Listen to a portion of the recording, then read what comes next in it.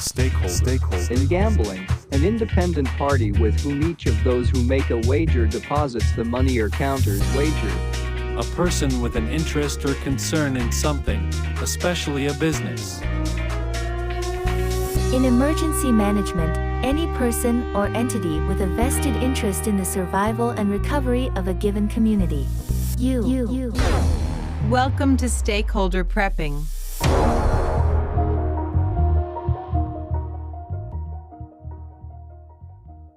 Welcome back to Stakeholder Prepping, where you, yes, you, are the stakeholder in your own survival. We're your hosts. My name is Chris. And I'm AC. And today we're going to talk about one of those super dangerous weather patterns that comes around every single year, tornadoes. And this is this is going to be one of those sort of natural disaster type episodes. We did blizzards and we did forest fires. So I think gradually we will work through all of those kinds of disasters, but we don't just want to dump them all on you all at once. So today we're going to talk about tornadoes. That's right, and not the ones off the roller grill at your local 7-Eleven. Forgot all as about good as they are, and tornadoes. as much as I want one now, we are talking about tornadoes. That fabled and lethal wind event that comes around every spring and summer for really a lot of areas around the United States. I will say, as we are recording this, we're under tornado watch. We've got pretty significant thunderstorms in the area that are causing some issues. So hopefully we make it through this episode without dropping power. But we are going to dig into the history and science a little bit and then give ideas on how you can better prepare for a tornado, especially if you live in an area where they are frequent. Yeah, and I'm very lucky to live somewhere where we do not really have tornadoes very often. Every once in a while, you get one that just, shows up in southwestern Washington and causes a little bit of havoc, but nothing nasty. I mean, people don't die from them where I am. But, I went to school to be an aviator, and part of that was taking a lot of meteorology. So we talked a lot about these kinds of weather events, but really it boils down to don't fly in them because they're super duper dangerous. But I know just enough about the the science behind them, what kind of creates those weather patterns. But you bring up a couple of very good points right off the bat. This is something you can actually prepare for and have a plan in place. So even if they aren't super frequent in your area, like where I am, you can still kind of have that right there in your risk matrix and prepare for it. Because if you're prepared for similar weather events, like massive hurricanes, things like that, you probably are pretty prepared for a tornado. So, and I'm sure we're probably at least going to have a couple of movie references in here, right, Chris? Oh, absolutely. Okay, I mean, good. how could you talk about tornadoes and not bring up Twister and the sequel Twisters? It's those movies created really an entire industry around storm chasing and the technology and science that support it, and it's a multi-billion-dollar industry annually.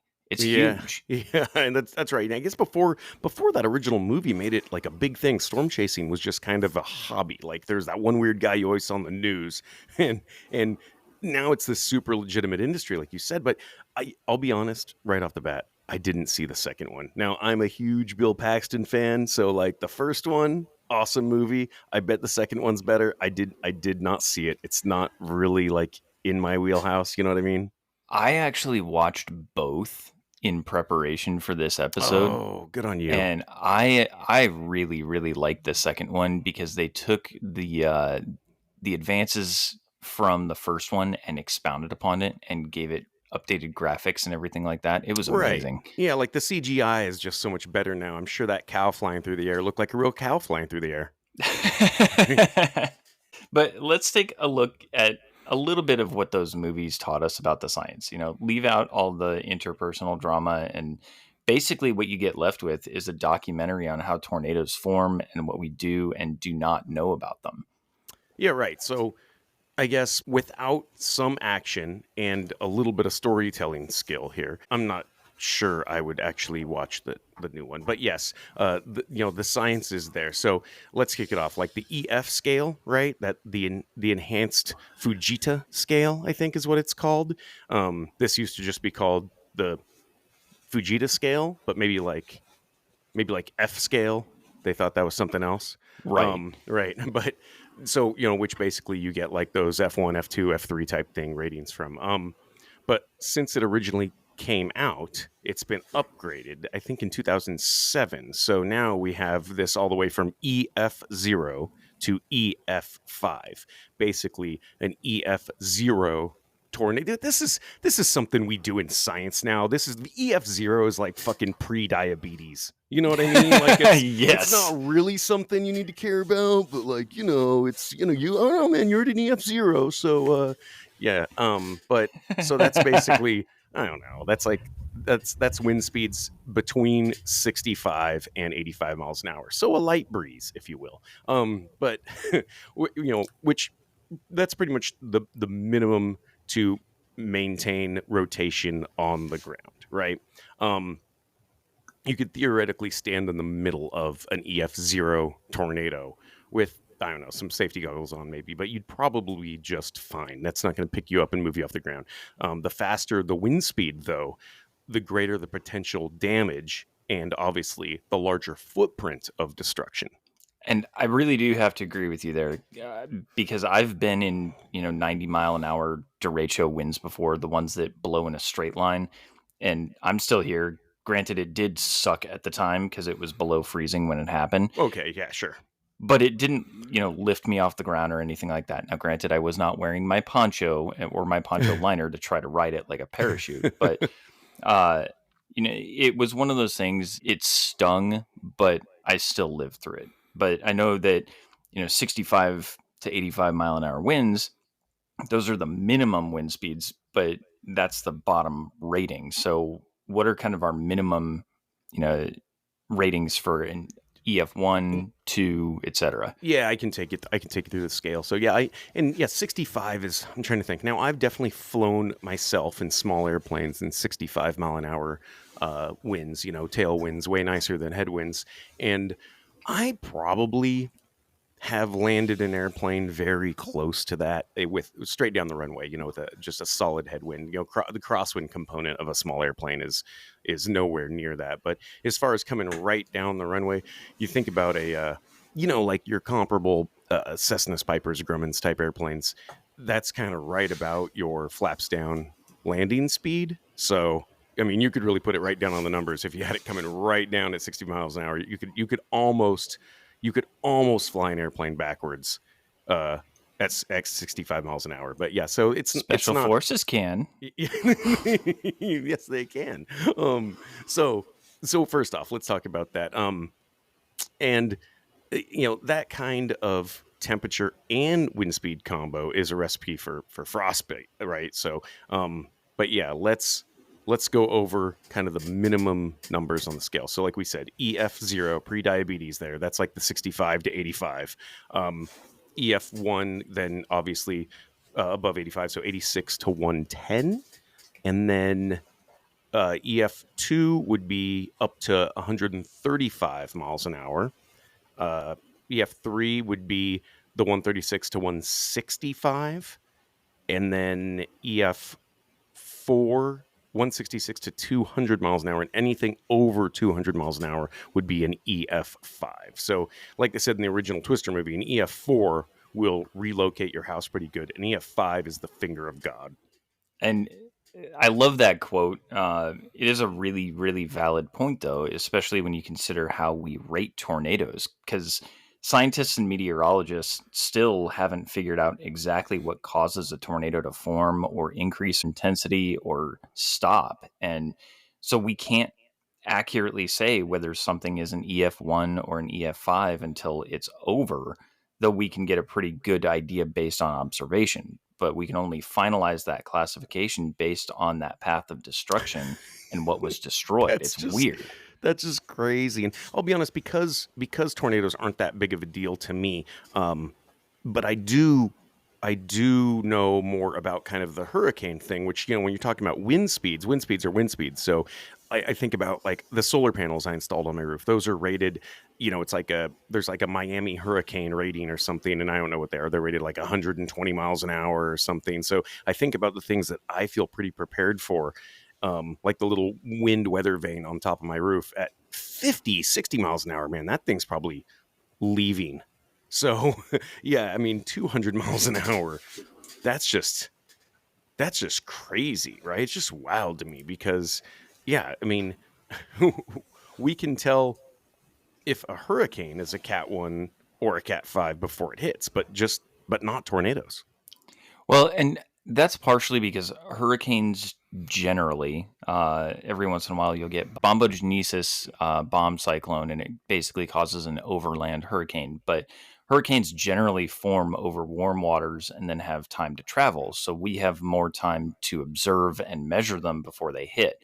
Tornadoes, by comparison, are so short lived, we really struggle to get a view of what they really are capable of until after they're done. And it's one of those things where it's not just that real quick burst of wind.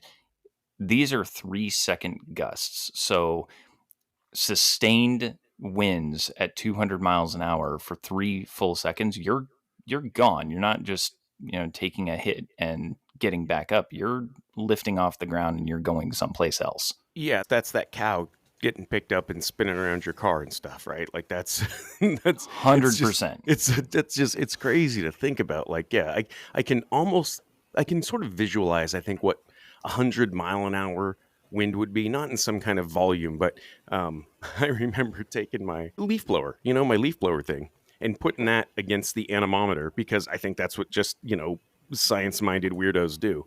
But I think I could get that thing up to 100 miles an hour, and that's crazy. I mean, like, that's enough to, like, you can blow stuff around with the leaf blower, and again, not a ton of volume, but twice that amount of air movement. I'm having a hard time visualizing that.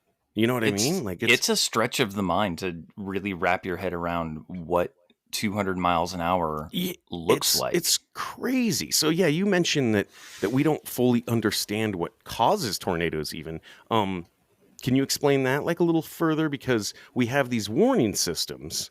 So, we kind of know some of it. And you're right. We do have warning systems. We know what types of conditions are more likely to be good for producing tornadoes, but it's that we don't know the actual mechanism that forces that tipping point on whether there's going to be a tornado or not. So let's jump back a little bit and go into school first for a few minutes. We have theories on how they form. We know that warm air rising off the ground can and does fuel storms. And if enough warm air gets injected into a storm, it can create what's called a supercell.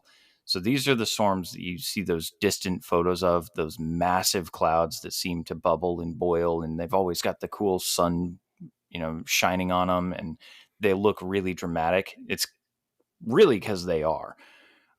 We know the colder atmospheric air pushes down on that warm air that's trying to rise up. And when hot and cold meet, if there's any type of moisture present, you get condensation, just like on the outside of your beer can on a hot day. You know what I mean? Right. And this is you're taking me back to meteorology right now, but it's funny, day one meteorology, we talk about that the cause of all weather on planet Earth is very simple. It's unequal and uneven heating and cooling of the Earth's surface. So think about it, like if you had like that Matthew McConaughey Interstellar Waterworld thing, and you had constant sun on all sides of it, you actually probably wouldn't have any weather because it's all about, like you said, where you're heating the earth and then warm air rises and then it reaches, it intersects with, cooler, moist air. That's kind of how all weather on planet Earth forms. And then you're talking about these, big cumulus clouds and cumulonimbus clouds, which just look nasty. And like as an aviator, you look at those and you're just like, yeah, not going there. Like those big anvil shaped clouds where there's just like a ton of vertical development in them. Those are the ones you're like, yep, no bueno, not going anywhere near that stuff. Those are where those storm systems come from. But really, that's kind of where that's where the weather comes from. That's where the rain comes from and all that condensation. Correct. And you're absolutely on target with that. So warm air tends to carry moisture with it. It has more capability to carry moisture because it's warmer. And when it meets that colder layer in the upper atmosphere and it condenses into raindrops that are now heavier than that warm air can carry, it falls back down. But if that cold air isn't enough pushing down on the warm air, or if that warm air rising is too hot, then that condensation doesn't happen. And this is when we get those really dangerous storms. And AC, I know you're a pilot. You've got plenty of experience looking at the top of clouds, kind of that top down picture. So I'm sure you've seen this next part I want to talk about plenty of times. You know, when you see that cloud formation, it almost looks like a white and gray blanket of snow with kind of the lumps and rolls. It almost looks like a bumpy carpet when it's viewed from above, but it's Yeah. really, really solid looking. Yeah, right. I mean, those are those cumulus clouds, those nimbus clouds. You get just all that vertical development, like I was talking about in the cloud.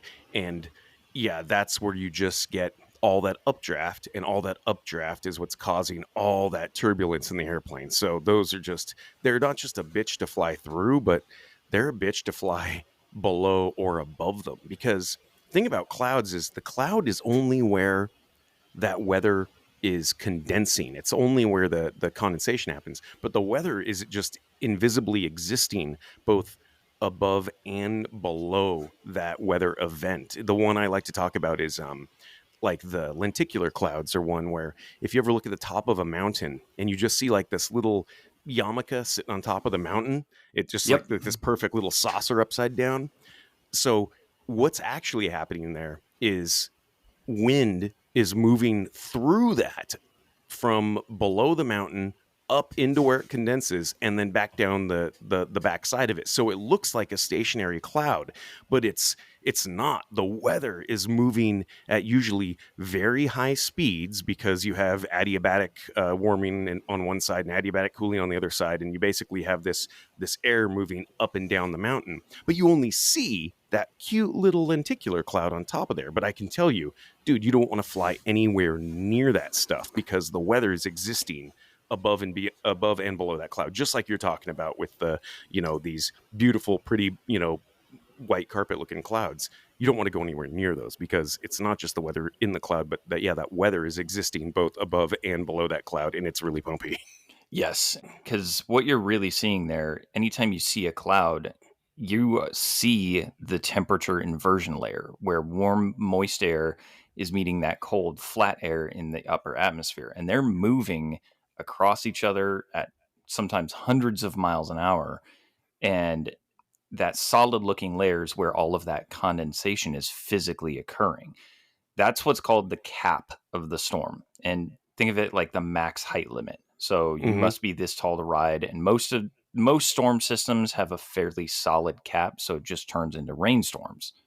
Right. So you said most, right? But I am assuming that you're saying that's because most rainstorms just don't become a tornado. So there's something different about these little ones that do, right? Precisely. So if the warm air and the moisture that it's carrying with it has too much energy, it can break through that cap. And when it does that, it rockets up into the air. A lot of the time, this happens in columns. And when you see that warm air find a path, it tends to rise and spread. So you get these cloud formations that look like anvils. Like you mentioned, these are the big, massive storms. And it almost looks like a flat topped mushroom cloud. But these are the dangerous ones that are known to be prone to tornadoes, and they're called supercells. So if you see an anvil in the sky, that area is in trouble. Right. You're totally taking me back to not just like my high school physics, but also this is college level meteorology stuff that I forgot all about because I took meteorology simply because I had to as part of a aviation science degree. But you really just learn all this stuff and go, when you see that, don't go near it. Right. And I promise I am trying to keep all this weather and meteorology stuff and the physics behind it. I'm trying to keep it interesting. But stick with us here. Now, we know these supercells can spawn multiple tornadoes, but we really don't know what that specific trigger is. And that's one of the things that scientists and researchers and meteorologists are always looking for. What is that specific trigger? So we know that warm air rising causes updrafts, which tend to pull air from the surface of the ground towards the center of that updraft and then funnel it up into the anvil. It's almost like a vacuum. So if you visualize what you're doing with, sawdust and a shop vac on your floor in your Hmm. garage, if you just put that single point and kick on the shop vac, it's going to pull a larger area than just the nozzle of the shop vac. So it's pulling air in from the sides to go into the center of the storm.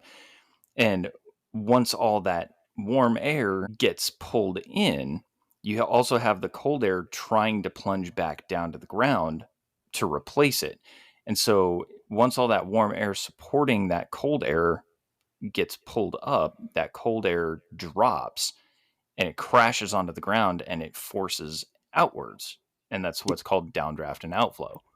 Yeah, and this is kind of interesting because we talked about this a little bit with, the whole warm air rising and things like that, but really it's not so much warm air rising. It's it's more like cold air falls, really, and it replaces warm air. But it's not even that. It's all about air density. It's all about that, less dense air is lighter and more dense air is heavier. So more dense air, think about that, it's, you drop a lead weight into a fish tank, the water doesn't go up, the lead weight goes down. And that's kind of what you're explaining here, is that cold air is simply heavier, and it's that denser air that needs to displace the lighter, warmer air. That's kind of how that works. So, Right. if I wanted to create a tornado and create all this kinds of mayhem, theoretically, I could start like a large enough fire under a storm and, create a lot of this hot air rising very quickly and cause this anvil cloud and all this updraft and downdraft and get rotation out of it, right? So you could control the weather and turn the frogs gay, man. If you manage to do that, you need to tell NOAA, because they would probably give you a shitload of grant money if you could pull it off, just so they can study it. That air also has to be carrying moisture and not the soot or the smoke. So if you have the moisture, or if you have too many particulates in that rising air, those particulates will cause the condensation faster. So it has to be warm, moist air, not warm, dirty air. Otherwise, it won't break that cap. Right, exactly. So, all right, I got you. So let's get through the other things we need to know about tornadoes. So we can talk about how to actually prepare for them. But what else do you got?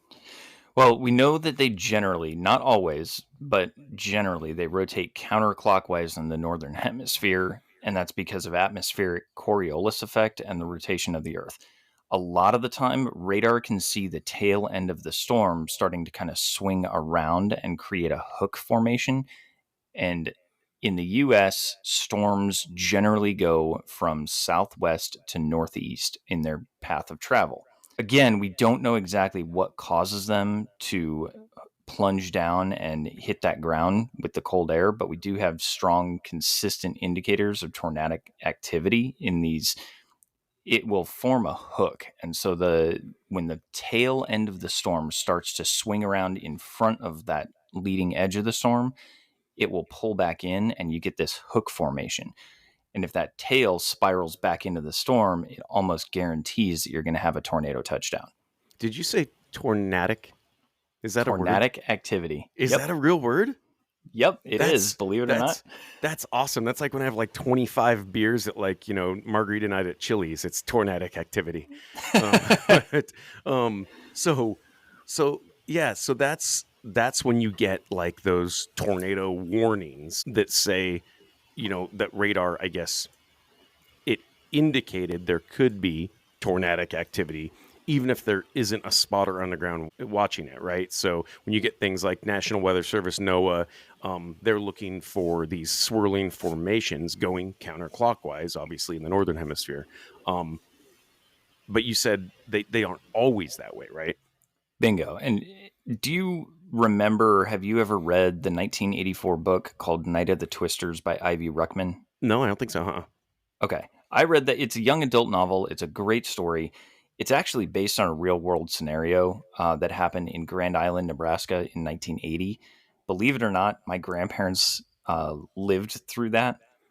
And it was a very odd case of a tornado outbreak because at least 2 of the 7 tornadoes that touched down were rotating clockwise, and they were all kind of dancing around each other rather than following the path of the storm. They stayed over Grand Island and swirled and made all kinds of mayhem. They didn't travel in one straight line. And they went the wrong way. They were spinning the wrong way. Yes, at least 2 of the 7 were confirmed to be rotating clockwise as opposed to counterclockwise. So I would assume that means that like the atmospheric pressure had to be so insanely low that it really didn't matter. I mean, it's like flushing a toilet in Australia. Like it was so insanely low that gravity and Coriolis effect couldn't actually affect the tornado or something. Like I wouldn't assume that is possible. I mean, that sounds like a nightmare. There were several E5s that were feeding and spawning other tornadoes. So as they were rotating counterclockwise, they may have just been pushing the air almost like teeth in a set of gears that forced another tornado because they were so massive and had so much energy. That's crazy. I mean, that's literally like if you used your hose and sprayed enough water down the toilet in one direction, it wouldn't actually spin the right way because the force of that hose water would be stronger than the Coriolis effect and gravity that's impacting it. I mean, that's crazy. Right. That's yeah. So how do you prepare for something that insane? Well, there are several things you can do. So first off, pay attention to the weather. If there's a storm, go ahead and kick on your NOAA weather radio, which is something that you should have as a prepper anyways, because it is a life-saving device. But listen to the tornado watch and warnings when they come out. Right. And a tornado watch means conditions are favorable for the creation of storms that can produce tornadoes. A warning means that a tornado has either been spotted on radar or on the ground or will be created soon. So you're right. Have the NOAA radio. We've talked about this, man. You can get them for so cheap. I found those ones. I think they were in my $10 prep for the Christmas episode. That there's one I found on Amazon, and that's actually in my get home bag. And I want to say it's $10, and it's a USB-C rechargeable, and it's got like AM, FM, and NOAA, and it's super tiny. It's got a headphone jack.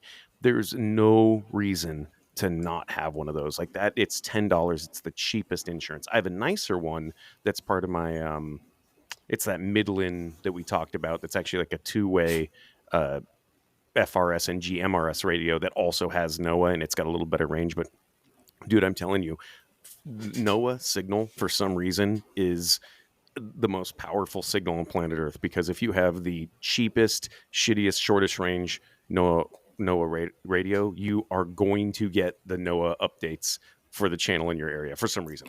I don't know why. Yes, and those protocols, it will actually bounce the NOAA signal as a priority signal off of military and all civilian bands. So it's just their repeaters. They just have access to repeaters everywhere. Yeah. So when NOAA or the National Weather Service says something, they're going to get that out. And our weather radio right now is down in our tornado shelter chirping away because of the system that we're in right now. There've already been multiple tornadoes spotted. We don't have any warnings yet, not in my area, but I could easily see them coming this afternoon. So we've just got that weather radio chirping away on the charger, and it's ready to go. We've got our jump packs already in the tornado shelter. We've got the food, the water, the sleeping bags, the food for the dogs. It's all ready to go. But that's really, we are in a system that could produce a tornado emergency, which those are kind of exceptionally rare cases where massive damage and loss to life is expected from a highly violent and active tornado. So you're on target with the watches and the warnings. Now, there are some other indicators that you can watch for, especially if you live in an area like Tornado Alley or Dixie Alley, which generally south of the Mason-Dixon line, but you're talking about Nebraska, Iowa, Oklahoma, South Dakota, kind of the Midwest, going from Texas all the way up through Minnesota. That's Tornado Alley. And then you have Dixie Alley, which is your Louisiana, Mississippi, a little bit of Alabama and Georgia, and most of Tennessee and Kentucky. Those are where you're going to see the most tornadoes, in at least in the US. But some other indicators, that person that you probably know them. They say, "There's a storm coming. I can feel it in my elbow." You know who I'm talking about? Yeah, exactly. Like the old Far Side comic, it's got the three guys and sitting on the porch, and one guy's got a swollen knee, and the other guy's got like a swollen elbow, and the other dude has like a swollen forehead. But yeah, I know what you're talking Yep. about. Like That's the one. I feel it in my bones, Ronnie. So a lot of the time, people who have sustained injuries in the past actually can tell that the barometric pressure is changing based on how that injured area feels. So if they've got severe muscle damage, or they broke a bone or something like that, they can actually sense the barometric pressure dropping or changing at a rate that is not statistically insignificant from the research that I did. Mhm. But anyways, if you're paying attention and feel that air pressure kind of bottom out, you need to be aware. And if you feel the pressure drop and the sky turns green or greenish or jade, emerald, the more green it gets, the more you need to seek shelter immediately. Actually, when I was a kid playing baseball, Little League, there was a game that we had, and that's exactly what happened. All of us suddenly felt the barometric pressure just hit the floor. And we turned around, and the sky was this bright jade green with streaks of emerald through it. And sure as shit, there was a tornado that touched down less than 20 minutes later, about 4 miles from where the ball field was. So as soon as it turned green, those sirens went off, and we all bailed. Yeah, and remember we talked about this a little bit in our, I want to say our Q&A episode. Somebody had asked a question about, what do you do if you have no warning that a storm is coming in? We go back to the barometer, man. Get yourself a good barometer. They are inexpensive. Now, it's not fun to just sit there and watch it dial all the time, but it's very interesting that, when you start seeing that particularly low barometric pressure, you can be guaranteed that the weather is changing. And that is just a very simple analog instrument that you could own that is unaffected by radio or power or anything. It's just an analog instrument in the airplane. We call them altimeters. That's really what it is. You tune your altimeter. It's an analog instrument. If there's no power to the airplane and the propeller's off and the power's off, that the altimeter still works because it's simply a barometer, and you tune that altimeter to the local field barometric pressure, and that's how you get your altitude in the airplane. So having a barometer and looking at it and saying, hey, look, that, like you said, you can start to feel it, like, oh man, the barometric pressure, you're getting down below the 24, 22, 20 inches of mercury, like something is going to happen. And it does make me wonder, is your altimeter, or would a barometer be affected by nuclear fallout and radioactive material in the atmosphere? I don't think so. Because it's not based on, it's literally just based on, literally barometric pressure. Like it's kind of like a thermometer, but an open top on it, right? So it's the atmospheric pressure pushing down on mercury, which is a liquid metal, and the more pressure pushes down on the mercury, and it pushes the other side of this gauge up. So I have one that's kind of cool.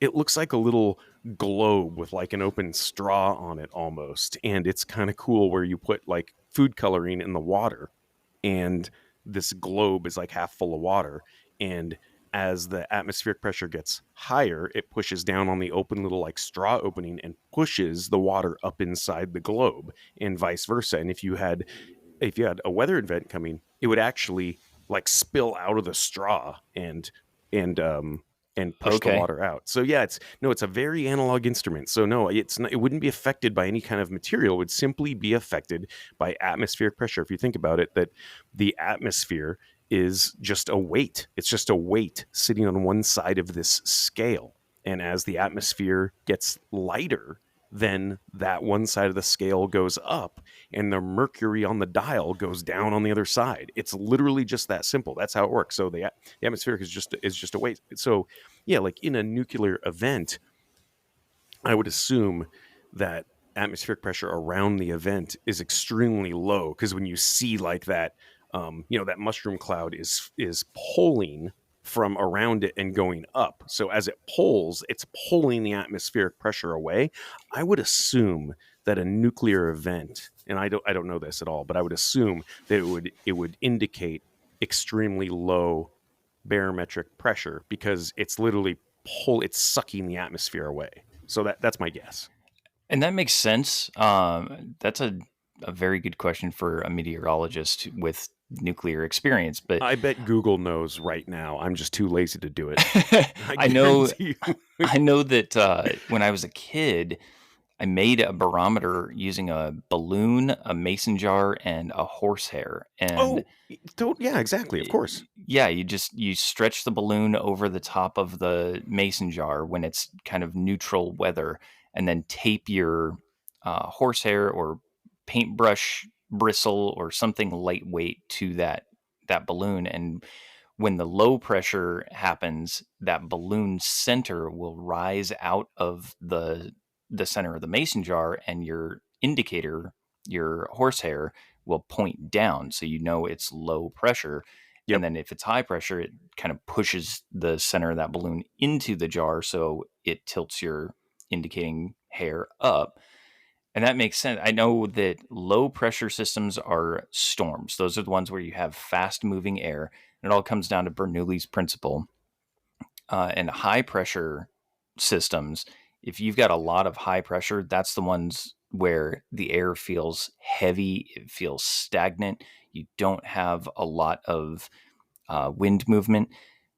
Back in the days of sailing vessels, the 1800s, they called it the doldrums, and entire ships would die because they had no wind to move their vessel, and they would just get stuck in these high pressure systems with no wind, and eventually they would either starve or uh, they'd try to drink seawater, which is never a good idea, and they'd dehydrate themselves. Right. Yeah. And so what you're talking about with making the barometer, the only difference there between that and an actual barometer is you're talking about relative atmospheric pressure instead of absolute atmospheric pressure. So there's no way with like the balloon and the horsehair thing, or with the little snow globe looking one I'm talking about, there's no way to know exactly how many inches of mercury that is, because it will always sort of change. The thing about absolute barometric pressure is you can adjust that thing. So when you get when you get some kind of like outside indicator, you can be like, oh, that's what 30 is, that's what 27 is, or something like that. So in aviation, what they call standard pressure is 29.92 inches of mercury. I don't know why, but 2992 is like standard pressure. That's ground floor, that's zero. And then you either have lower pressure or higher pressure from there. But yeah, so if you have an actual barometer that has the little thing, and it, there's millibars is the other way that they measure atmospheric pressure, and it's in the hundreds or thousands of millibars, and I just don't know that one. There's a scale, right? It's like Fahrenheit versus Celsius. Like there's a scale between millibars and inches of mercury. I just don't know the millibars one, because as an aviator, you're just always you're focused on the inches of mercury. But yeah, in if you bought yourself a very cheap analog barometer, then yeah, it would have millibars and inches of mercury, and you would have absolute temperature measurement, versus like the balloon where it's like, well, it's just lower than it was a minute ago, or it's higher than it was a minute ago, if that makes sense. Yeah, absolutely. And having a professionally manufactured analog tool like a barometer that you know how to use is going to be a It's lifesaver. it's gonna be your TV in the apocalypse, man. I'm telling you, you're just gonna sit around. Everybody's gonna just like crowd around the barometer and see what's gonna go on outside. But anyway, so let's get back to what we actually came here to do. Yes, Not let's just talk about the tornadoes. barometers. Let's talk about the tornadoes. So let's say you're at the ball field and the sirens start wailing. Then what do you do? Where do you go? Well, really, the most important thing is not to ignore the sirens. So when they go off, you need to already be in your shelter or moving towards it. If you've got a basement, put your shelter down there and have it ready to go for tornado season. I grew up with a basement. We had one closet that was in the basement. It was a cedar closet, and that was our tornado shelter. If you have a storm shelter, you need to get to it. Storm shelters are the ones that are generally buried in the ground. They've got the kind of the doors that are angled down towards the ground, and you see in the movies they open them up, jump down and close up the doors. But if you don't have either of those, if you don't have an actual tornado shelter or a storm shelter, get to an interior room away from the windows on the lowest level of your home. Bathrooms are usually pretty good for this because in most cases, they will have like a solid steel tub basin that you can crawl into. So you can tuck up and cover up so that you don't have debris falling on you. Something like a Kevlar blanket or even a welding blanket, some sort of heavyweight cover that's not going to blow away and is going to protect you from flying glass. You can get those on Amazon. If you absolutely have nothing better to get to, find some sort of low ground, not a ditch or an overpass. An overpass will act like a wind tunnel. So a 200-mile-an-hour gust is going to feel like 250, 275. And a ditch, unfortunately, they can easily flood with your face in the water. Covering up your head, putting your face down so you don't get glass or debris in your face. I've actually witnessed this firsthand. I can tell you that ditches in a storm like that, they have the potential to flash flood, and you're going to have bodies in the water floating down that ditch before you can get out. And unfortunately, there was a tornado that hit a Boy Scout camp back in 2008, I believe it was, the Little Sioux Scout Ranch. And a bunch of kids died. They just had no effective warning on that tornado. That's crazy. So let's say you're already in your vehicle, then the idea, I guess, is to like get away from the storm if possible. And if you can't get away from the storm, then is it like a get out of your vehicle to lower your wind profile, or is it like stay in the vehicle because the vehicle is really, really heavy? You want to get out of the vehicle. The vehicle has a lot more surface area, so it's going to pick up more wind. You're more likely to roll the vehicle than you are to successfully get away from a tornado. If you have a roll cage, you're better off. But if you're still in your vehicle and it gets flipped over and over and over, just the beating that your body is going to take, it can be absolutely lethal. So you want to get out of your vehicle, stay as low to the ground as you can. You may end up army crawling on your elbows and your face, but you want to get out of the vehicle, reduce that wind profile, stay low, and then find cover. And as an absolute last resort, that's what you should be doing. But you should be looking to find shelter or hardened cover immediately. And by hardened cover, remember that a single piece of straw, so a piece of hay, moving at 200 miles an hour, like a projectile from a tornado, that can punch through a 2x4 without any trouble.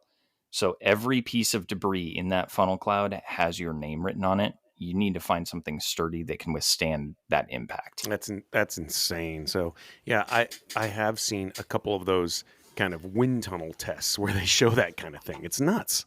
And it really is amazing what nature can do. These are really powerful storm systems, and don't try to challenge nature on this one. If you see a funnel cloud or a tornado on the ground and you don't see it moving, that's because it's moving either directly towards you or directly away from you. Don't leave your life up to that coin flip. Assume it's moving directly at you. if you hear what sounds like a freight train, I promise that tornado is basically right on top of you. That pulsing, almost throbbing roar of a tornado is nearly unmistakable. So, no, the railroad did not install a brand new train track right next to your house without you noticing. There's a chance you may end up with a rail car in your front yard, but it it's because tornadoes sound like freight trains or coal cars going by, and it's just this really, really intense pulsing hum that it's a roar. I Right. can't describe it other than a freight train. And it's funny because we talk about the risk matrix a lot, but if this luckily is very low on my risk matrix. I'm not saying it's not there. I'm just saying that it's very low. Tornado is not really something that I'm particularly worried about on a day-to-day basis.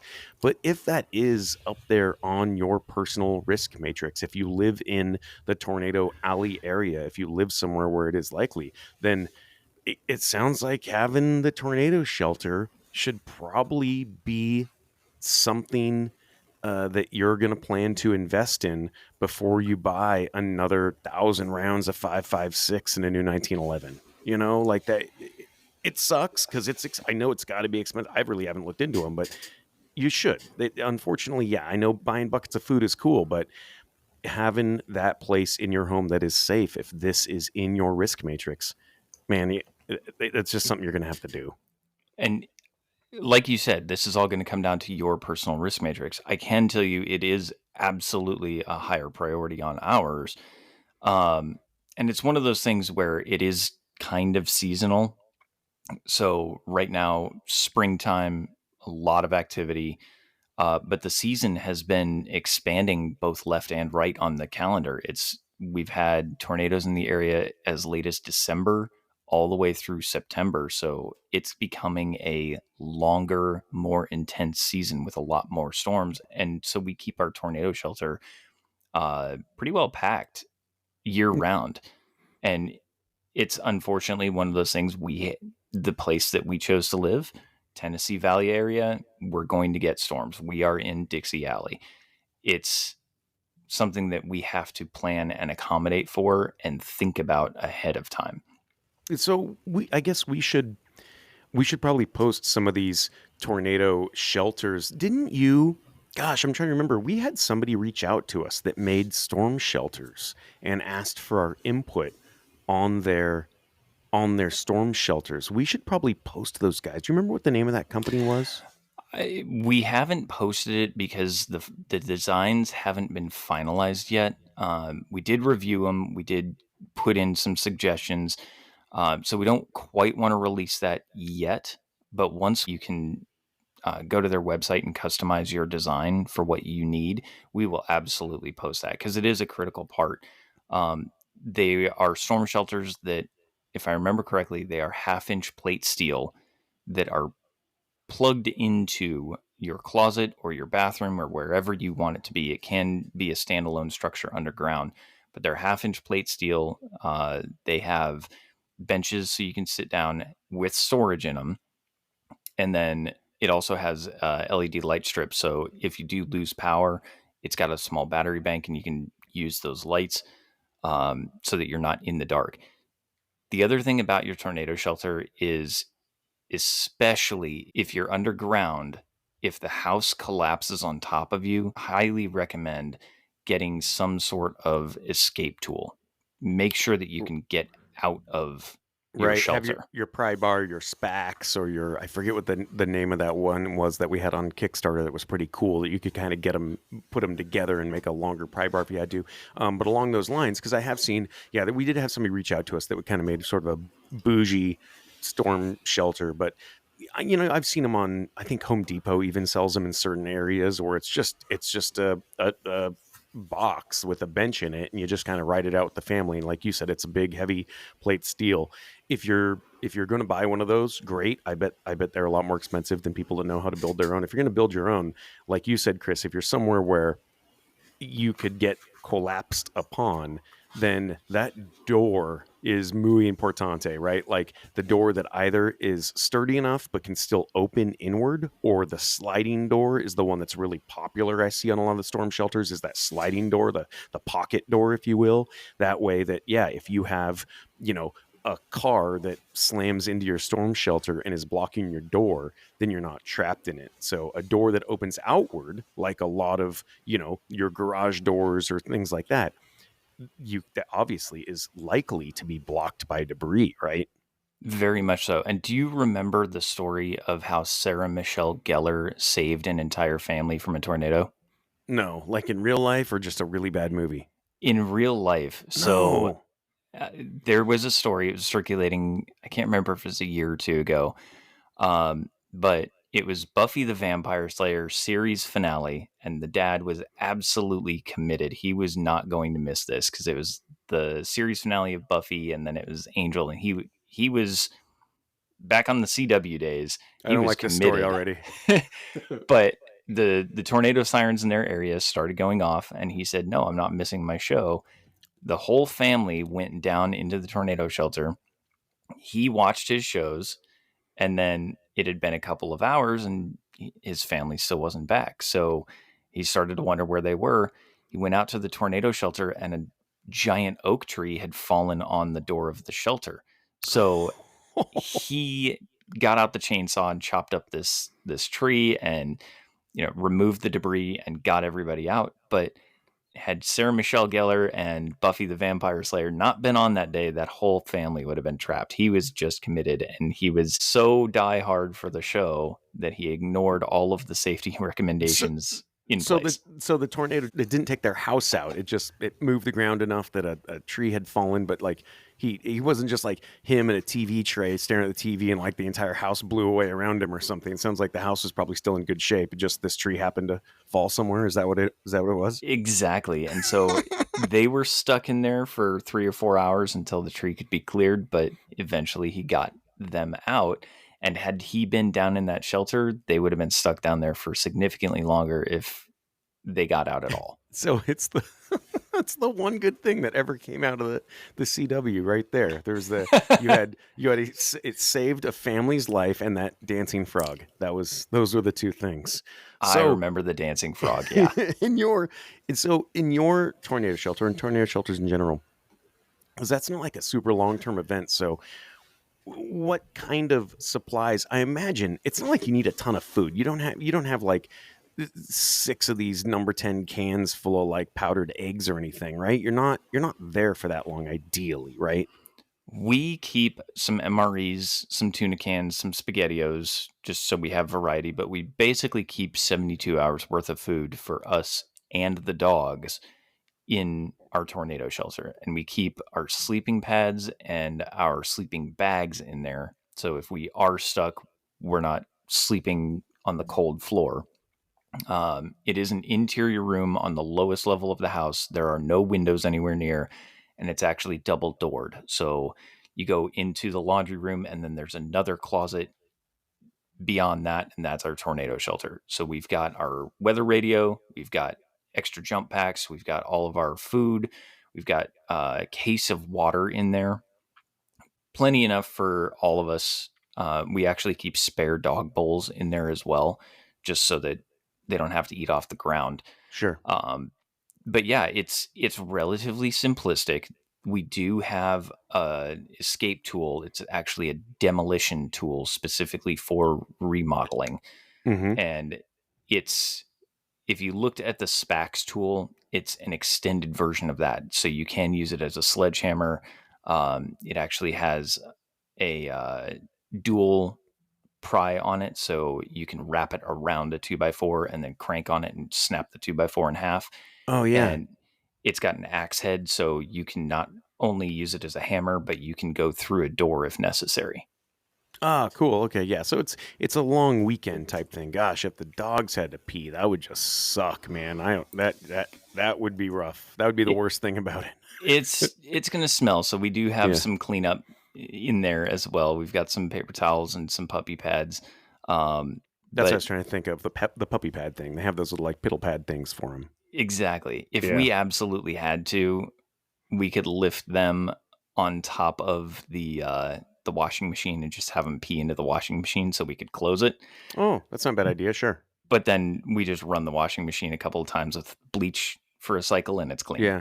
Yeah, sure. So you've got some food and some water in there, but yeah, ideally, you're like that. The plan isn't to ride out a month in that thing. The plan is just, the tornadoes or the storm is going to come through, and it might be a day, it might be 2 days, right? That's the whole idea of it.